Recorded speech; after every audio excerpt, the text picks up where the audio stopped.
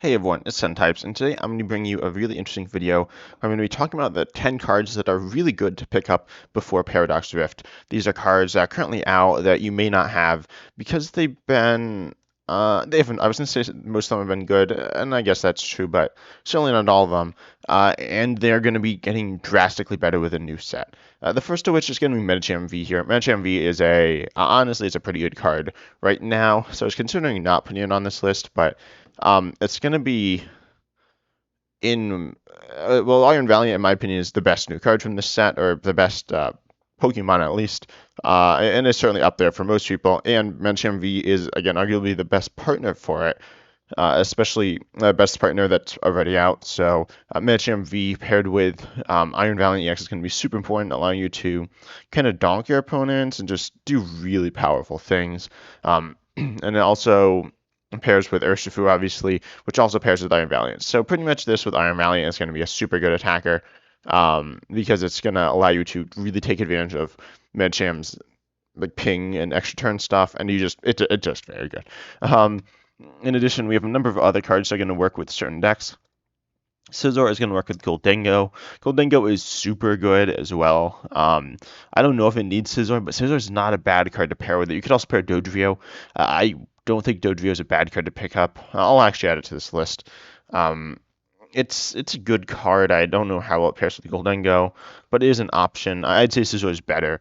But you could pick up Dodrio. They're just a good stage on one Metal Energy attacker as a it is a single prizer to allow you to trade better in certain matchups. Dodrio does not trade as one to Lost Zone because obviously it has lower HP and is going to get very low on HP, but overall it does provide draw, so a bit of a trade-off.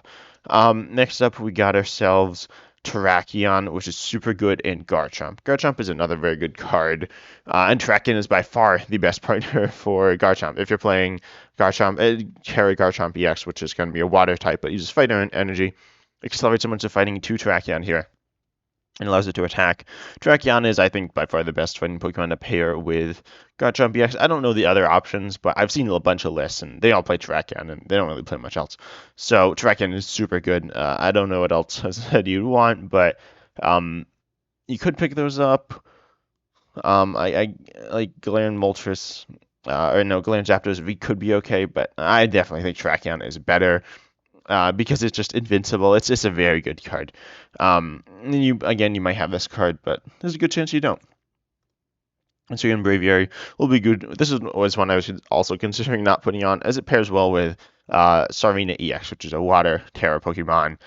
And it's all right. It's not that good, but it is a card. And Braviary is probably the best way to play it. You could play it with Spirit Mask, which is decent, I guess, but it's not that good. You can also play it with Radiant Hisuian Sneasler. I don't think grabbing that card's a bad idea. In fact, Radiant Hisuian Sneasler might be better. They need some way of poisoning. There's a new Among Us Pokemon, which is good. The Brute Bonnet, I think. I don't remember if that's the right name, but yeah. So then you can pair that with Radiant Hisuian Sneasler, but then you're poisoning yourself, which isn't ideal.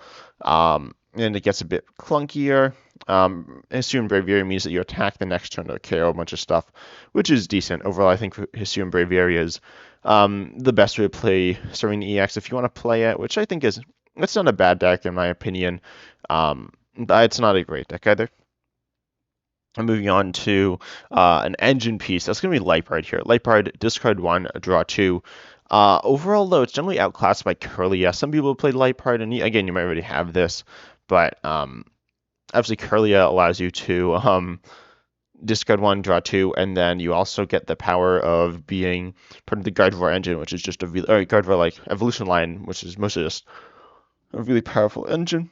Obviously, in Gardevoir decks, you want to play Kirlia, but then in other decks, you still probably also want to play Kirlia. But that's going to change, possibly, because there's a new attacking Liepard, which is kind of like actually the Altaria that attacks, which moves damage. It's like a healing and damaging card. Overall, I think it's a pretty good card, allowing you to swing tempo into your favor.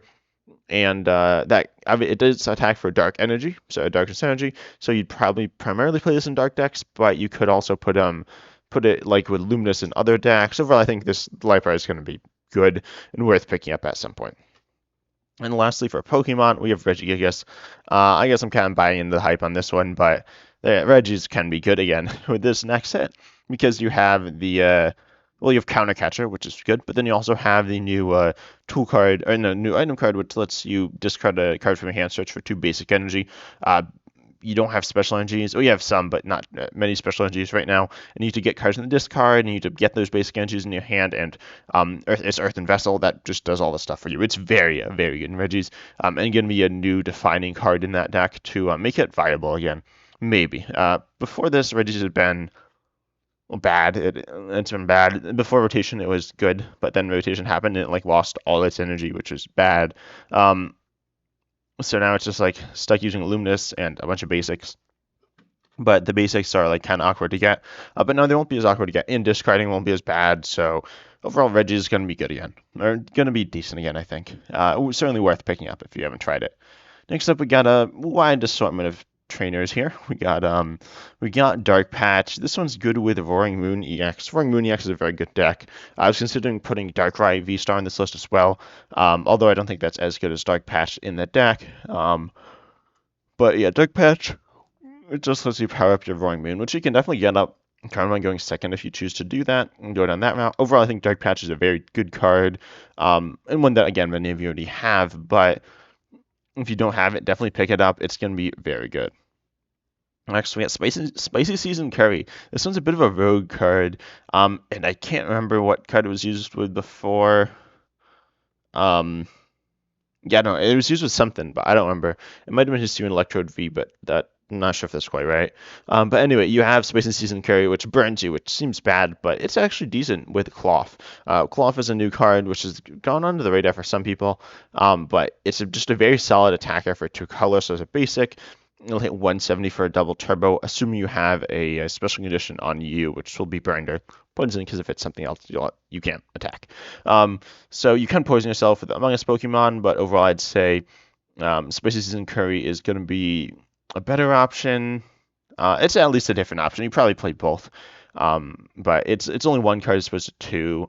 Because you need the Among Us one plus the tool. But then it stays on the board. And it does damage, so it's up to you, but probably play both. And then we got 2 cards that search tools, Town Store and Arven. These cards are just super good because tools are super broken in this new set. If you looked at my top 10 trainers from the set, most of them were tools, which is pretty crazy. I think like 6 out of the 10 were tools because there's the TMs, there's the ones with Future and Ancient, there's the Future tool and the Ancient tool, which are both super good.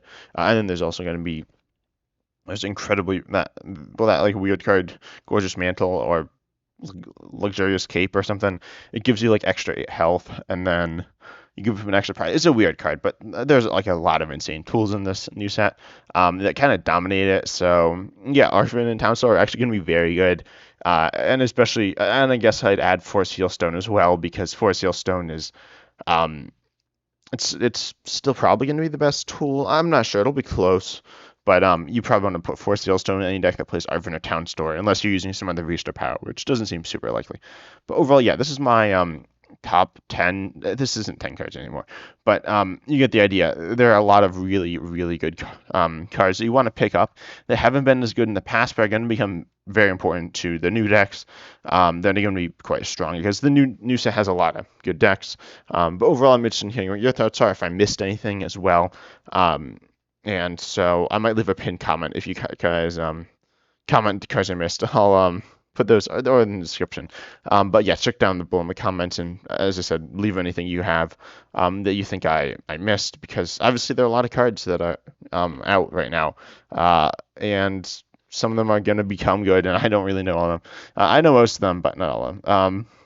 So yeah, I'm rambling. I hope you enjoyed this video though, and I'm super hyped for Paradox Rift coming out. I think it's tomorrow, or is it the day after tomorrow? Or is it today? I don't know. I don't know when I'm releasing this video, but I think it's coming out tomorrow, which I'm super hyped for. I'm definitely going to be making tons of content, so make sure you subscribe for that and hit the notification bell as well. I know most people don't do that, but if you want to see the content when it comes out, that's a good way to do it. And as always, I'm excited to see it next time.